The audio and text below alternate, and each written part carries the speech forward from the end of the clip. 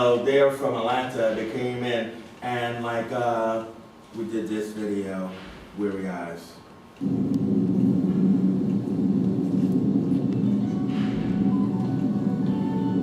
Oh, I directed this, by the way.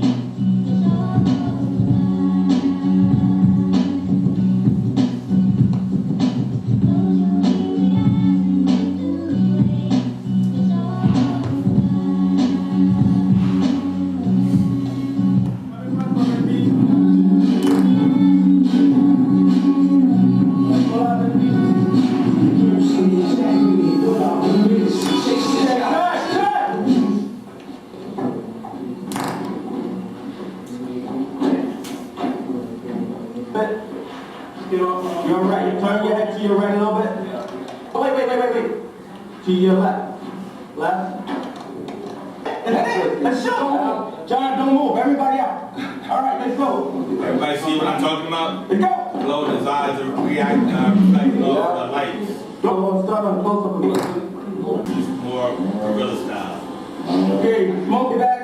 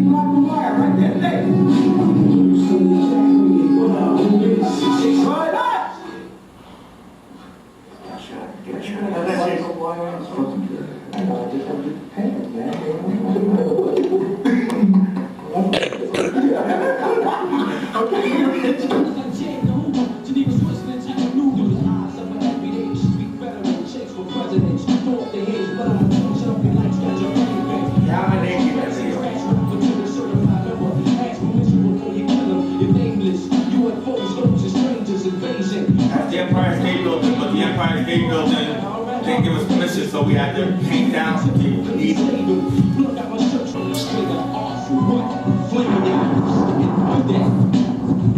That's the concept. Blow up the Empire State Building. It's all digital fire.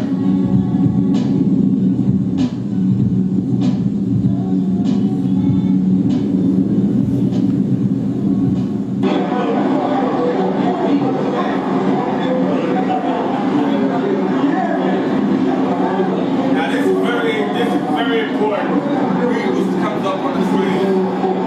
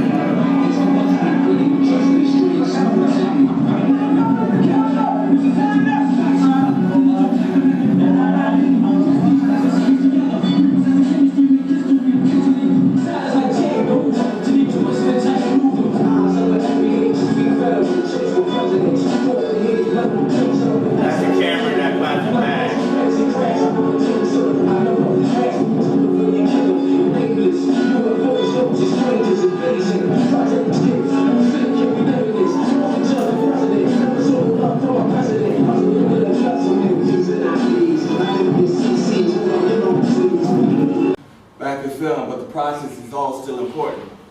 In there, you know, one of the learning curves, especially in that scene, I was so glad that it was captured, is because, like, in the guerrilla team of working, you really need to trust the people that you're working with. And sometimes people do that by getting their girlfriend to be their AD or something like that, you know. But I meant trust the people that you're working with, meaning that they got just the same amount of attitude and skill and determination that you have to make something happen. You know, and those guys were my boys, and they were like the PAs. And the grips, you know, was like trying to tell me that, yo, man, you know, can't build this rain tower, man, because it's not, you know, it's not working, it's not going on there, right? You know, looking at that watch and clocking time. And I was just kind of like, this is the whole important thing, we needed to rain, you know? So I got there, my boy got there, and we put it together right in front of them. Now, it's a bad thing to do because you don't want to call light division, but then it works. It works for the video, and it works for like the whole thing. If we could sit around and argue all day and waste more time, or we could just do it. And really, that is kind of like the attitude that you just have to have. You have to like have the attitude to just do it, and also have the people around you that trust you, right? That you're going to pull that off. You know, and that's not easy. It's not just about being cocky in yourself. It's about the fact that I can pull this off because I really have a vision of what I want to do. And people will follow you in that vision. Because a lot of you will probably put together unceremoniously. That means, you know, honest as truth. You know, these are your classmates, not your mates. Some of them you may kind of like click with, yeah? But it still comes back to trust. It doesn't have to be some lifelong friend that is doing it. It has to be that they trust that you really know what you want to accomplish. Without attitude, you don't have to be going, oh, I'm smarter than you, or I know more than you. I had never said that once. I'm talking about trusting that you have a vision for what you want to put across. And then we're willing to follow you. Any questions? Because I only have like pretty much one more video to show you from the stage and stuff. I have made videos here, but you know, yeah. That was like my first video where I was trusted with a lot of money to pull off. And I was really glad that that trust came from the earlier videos of seeing like how I went through Genius and doing all that stuff. So that's where I'm always saying is, if you want to be a director and you think you're a director, do other jobs first. Yeah?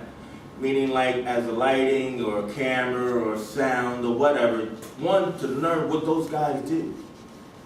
Yeah? You have to know what people are doing so that way when you telling them, okay, do this, they're like, yo, dude, chill out, man.